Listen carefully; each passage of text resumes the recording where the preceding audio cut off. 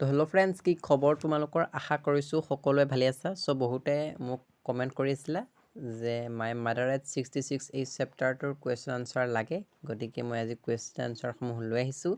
গতিকে তোমালোকে ভিডিঅ'টো স্কিপ নকৰাকৈ আৰম্ভণিৰ পৰা শেষলৈকে চাই যোৱা। আজিৰ ভিডিঅ'টো মষ্ট ইম্পৰ্টেণ্ট হ'বলৈ গৈ আছে, কিয়নো আজিৰ ভিডিঅ'টো মই কমন কুৱেশ্যনসমূহ লৈ আহিছোঁ, যিবোৰ প্ৰশ্ন তোমালোকৰ পৰীক্ষাত আহিব। গতিকে ভিডিঅ'টো স্কিপ নকৰাকৈ চাই যোৱা। চ' মাই মাদাৰ এট 66 এই চেপ্টাৰটোৰ পৰা কোনবোৰ কুৱেশ্যন ইম্পৰ্টেণ্ট হয় মই সেইটো দেখাই যাম, তোমালোকে পঢ়ি ল'বা সেইবোৰ। ইয়াত প্ৰথম যিটো প্ৰশ্ন আছে, এই প্ৰশ্নটো চাব লাগিব। What kind of pain and ache he does the poet feel? So' এই প্ৰশ্নটো তোমালোকৰ পৰীক্ষাত আহিব, কিন্তু এই প্ৰশ্নটো তোমালোকৰ পৰীক্ষাত বেলেগকৈ দিব, এনেকৈ নিদিবও পাৰে। কাৰণ ইংলিছৰ প্ৰশ্নবোৰ বিভিন্ন ধৰণে দিয়ে আৰু আমাৰ ছাত্ৰ ছাত্ৰীসকলে বুজি নাপায়, যাৰ ফলত কুৱেশ্যন আনচাৰটো লিখিবলৈ নোৱাৰে। গতিকে এই কুৱেশ্যনটো তোমালোকক বেলেগকৈ দিব পাৰে, গতিকে তোমালোকে আনচাৰটো মুখস্থ কৰিবা। আৰু 2 নম্বৰ প্ৰশ্নটো আহে যে why are the young trees described as sprinting? এই প্ৰশ্নটো ডাইৰেক্ট এনেকৈয়ে দিয়ে। এই প্ৰশ্নটো 2 নম্বৰৰ বাবে আহে আৰু আহিব, যদিহে তোমালোকে লিখিব পাৰা 2 নম্বৰ পাই যাবা।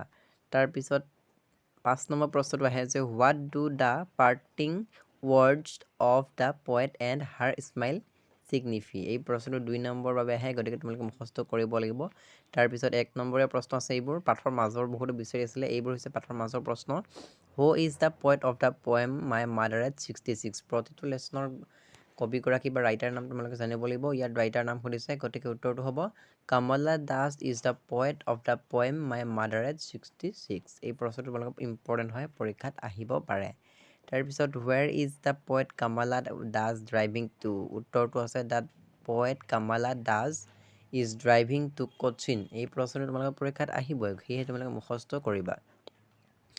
3 নম্বৰ প্ৰশ্নটো দিছে what does the poet noticed when her mother sits bedside her? এই প্ৰশ্নটো তোমালোকৰ পৰীক্ষাত আহিব, গতিকে মুখস্থ কৰিবা। উত্তৰটো দিয়া আছে the poet noticed her mother is dozing with her open mouth. Okay, open mouth. তো উত্তৰটো মুখস্থ কৰিবা। তাৰপিছত এনেকৈয়ে দিয়া আছে বাকী প্ৰশ্নবোৰ, মুখস্থ কৰিবা। তাৰপিছত 7 নম্বৰ প্ৰশ্নটো 1 নম্বৰৰ বাবে আহিব, মুখস্থ কৰিবা।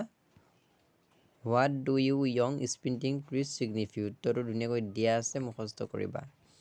তাৰপিছত এইবোৰ পেৰেগ্ৰাফ দিয়ে, পেৰেগ্ৰাফৰ পৰা তোমালোকে কুৱেশ্যন আনচাৰ লিখিবলৈ দিয়ে। মষ্ট ইম্পৰ্টেণ্ট হয়, মুখস্থ কৰিবা। 2 নম্বৰ পেৰেগ্ৰাফটো ইম্পৰ্টেণ্ট হয়, মুখস্থ কৰিবা। ইয়াত ধুনীয়াকৈ উত্তৰ দিয়া আছে, তোমালোকে চাই লোৱা। তাৰপিছত তোমালোকৰ এইটো আহিব যে ড্ৰাইভিং ফ্ৰম মাই পেৰেণ্টছ ... এনেকৈ দিছে যে পেৰেগ্ৰাফটো, এইটো পেৰেগ্ৰাফ তোমালোকৰ পৰীক্ষাত আহিব।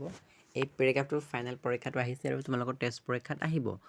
ইয়াত প্ৰশ্ন দিব আৰু প্ৰশ্নসমূহ তোমালোকে উত্তৰ লিখিব লাগিব। ইয়াত প্ৰশ্ন দিছে যে where was the speaker driving to? উত্তৰটো আছে the poet was driving from her parents home to Cochin airport. So' এনেকৈ 4-5টা প্ৰশ্নটো দিব, তোমালোকে লিখিব লাগিব, সেয়েহে স্ক্ৰীনশ্বট মাৰি লোৱা। তাৰপিছত 2 নম্বৰটো সেনেকুৱা পেৰেগ্ৰাফ এটা দিছে, 2014 চনত আহিছিলে এই পেৰেগ্ৰাফটো, সেয়ে তোমালোকে স্ক্ৰীনশ্বট মাৰি লোৱা আৰু এইবোৰ পঢ়িব লাগিব ফাইনেল পৰীক্ষাত আৰু টেষ্ট পৰীক্ষাত আহিব। তাৰপিছত এইটো এটা দিছে পেৰেগ্ৰাফ, তোমালোকে এইটো স্ক্ৰীনশ্বট মাৰি ল'বা। এইটো এটা দিছে 3 নম্বৰ পেৰেগ্ৰাফটো ইম্পৰ্টেণ্ট হয়, 2015 চনত আহিছে। এই পেৰেগ্ৰাফটো তোমালোকে স্ক্ৰীনশ্বট মাৰি লোৱা আৰু প্ৰশ্ন উত্তৰসমূহ মুখস্থ কৰিবা।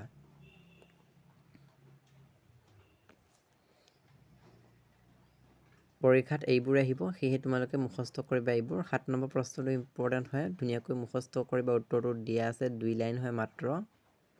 তাৰপিছত what kind of pain and ache he does the poet feel? 2014 চনত আহিছে ফাইনেল পৰীক্ষাত, এই প্ৰশ্নটো মুখস্থ কৰিবা। তাৰপিছত explain in statement I saw' my mother her face a thin like that of a corpse. চ' 2014 চনত আহিছে এই প্ৰশ্নটো ফাইনেল পৰীক্ষাত। এই প্ৰশ্নটো তোমালোকৰ টেষ্ট পৰীক্ষাত আহিব। এইবাৰ হাল ফেৰী পৰীক্ষাত নাহিব পাৰে, কিন্তু তোমালোকৰ যি টেষ্ট পৰীক্ষা হ'ব ডিচেম্বৰ, তাত এই প্ৰশ্নটো আহিব। সেয়েহে তোমালোকে যিমানবাৰ মুখস্থ কৰিবা।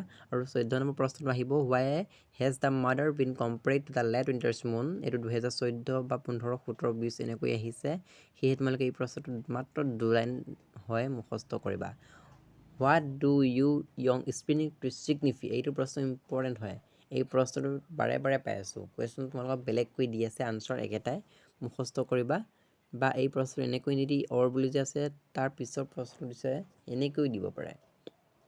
So what do you sprinting trees signify in the poem My Mother at 66? এই প্ৰশ্নটো 2020 আৰু 17 আহিছে দেখিছা প্ৰশ্নবোৰ তোমালোকক বনাই দিছে বেলেগ ধৰণে যাতে তোমালোকে বুজি নোপোৱা গতিকে মুখস্থ কৰিবা এইটো এটা দিছে 16 নম্বৰ প্ৰশ্নটো দেখিছা 18 চনত দিছে এই প্ৰশ্নটো তোমালোকৰ টেষ্ট পৰীক্ষাত আহিব সেয়ে মুখস্থ কৰিবা তাৰ পিছত 17 নম্বৰ প্ৰশ্নটো মুখস্থ কৰিবা 100% কমন হয় এই প্ৰশ্নটো তাৰ পিছত এনেকৈ দিয়া আছে কোৱেশ্চন আনসাৰ সমূহ গতিকে তোমালোকে এইবোৰ মুখস্থ কৰিবা সো এইখিনি আছিল প্ৰশ্ন উত্তৰ যদি তোমালোকে মুখস্থ কৰা নাই এইবোৰ কৰি ল'বা আৰু লিখি ল'বা সো আজিলৈ মই এইখিনি প্ৰশ্নটো লৈ আহিলো নেক্সট ভিডিঅ'ত মই আকৌ দিবলৈ চেষ্টা কৰিম সো যদি তোমালোকে আমাৰ হোৱাটছআপ গ্ৰুপত জয়েন হোৱা নাই হোৱাটছআপ গ্ৰুপত জয়েন হ'বা ডেছক্ৰিপশ্যনত লিংকটো দিয়া আছে আৰু ভিডিঅ'টো এটা লাইক কৰি দিবা শ্বেয়াৰ কৰিবা ছাবস্ক্ৰাইব কৰা নাই যদি ছাবস্ক্ৰাইব কৰি ল'বা সো আজিলৈ ইমানেই ধন্যবাদ